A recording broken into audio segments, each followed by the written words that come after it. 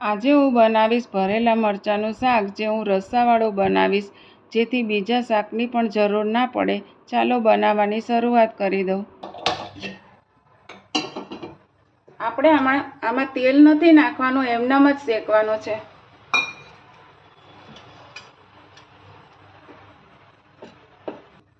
જ્યાં સુધી આપણા લોટમાંથી સુગંધ ન આવે શેકાવાની, ત્યાં સુધી આને શેકાવા દેવાનો છે. આપણો લોટ શેકાઈ ગયો છે, એમાંથી સુગંધ પણ આવવા માંડી છે અને બ્રાઉન કલરનો થઈ ગયો છે. હવે આપણે એને ઠંડો થવા દઈશું. આપણો ચણાનો શેકેલો લોટ ઠંડો થઈ ગયો છે. હવે આપણે આમાં મસાલા કરી લઈએ. તો મસાલામાં સૌથી પહેલાં આપણે લાલ મરચું નાખી દઈશું. લાલ મરચું થોડુંક જ નાખવાનું છે. હળદર પાવડર, ધાણા જીરું પાવડર. ધાણા જીરું પાવડર આપણે આગળ પડતું નાખવાનું છે. સ્વાદ પ્રમાણે મીઠું.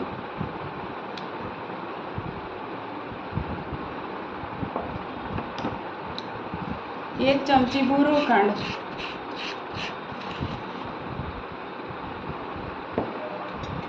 કોથમીર.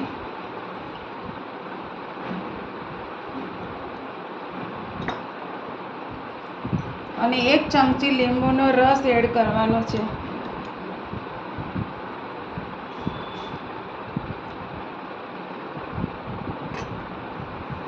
હવે આપણે આ બધું મિક્સ કરી લઈશું. આપણા મસાલા મિક્સ થઈ ગયા છે. હવે આપણે મરચાં ભરી લઈશું. હવે આપણે આ મરચાંના કાપા પાડી લઈશું.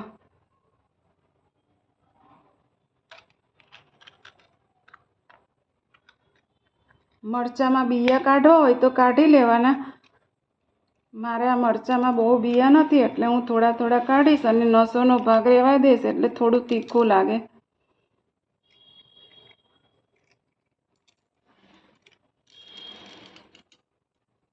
આવી રીતે બધા મરચાંમાંથી બિયા કાઢી લેવાના. આપણે આ બધા મરચાંના કાપા પાડી લીધા છે. હવે આપણે આ મસાલાની અંદર એકથી બે ચમચી જેટલું તેલ નાખી દઈશું.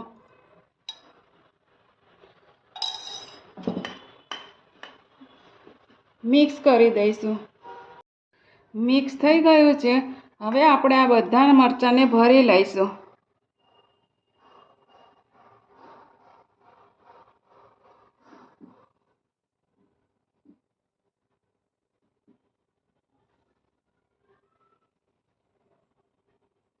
થોડોક લોટ દબાઈને ભરવાનો.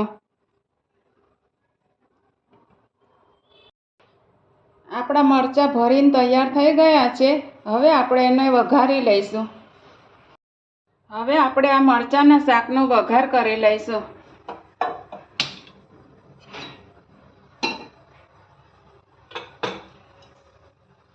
તેલ લઈ લઈશું. તેલ થોડુંક આગળ પડતું રાખવાનું છે. તેલ આવી ગયું છે. હવે આપણે એમાં રાઈ નાખી દઈશું.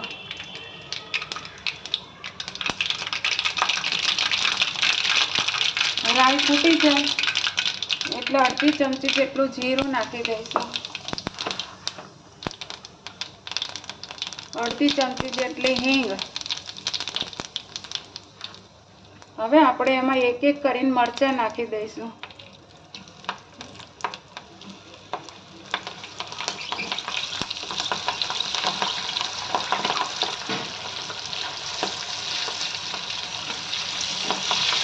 બધા મરચાંને આપણે ફૂટવા દેવાના છે,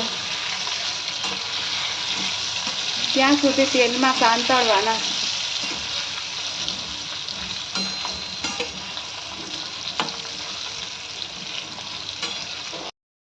આપણા બધા મરચાં સતળાઈ ગયા છે. આવી ડિઝાઇન પડી જાય પછી આપણે જેટલો મસાલો વધ્યો હતો એ પણ નાખી દઈશું.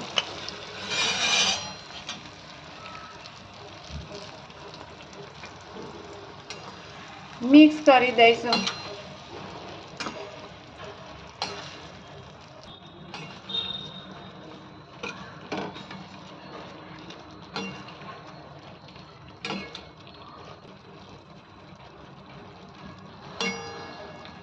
મિક્સ થઈ ગયું છે.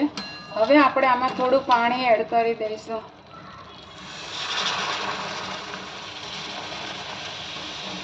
અડધો ગ્લાસ જેટલું પાણી નાખી દેવાનું.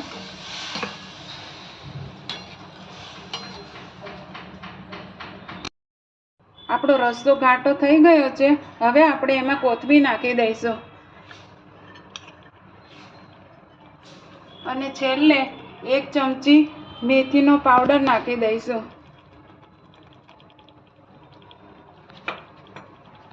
મેથીનો પાવડર નાખવાથી શાકનો સ્વાદ બહુ જ મસ્ત લાગે છે.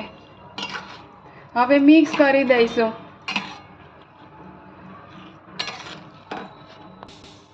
મિક્સ થઈ ગયું છે. જો આપણું શાક તૈયાર થઈ ગયું છે.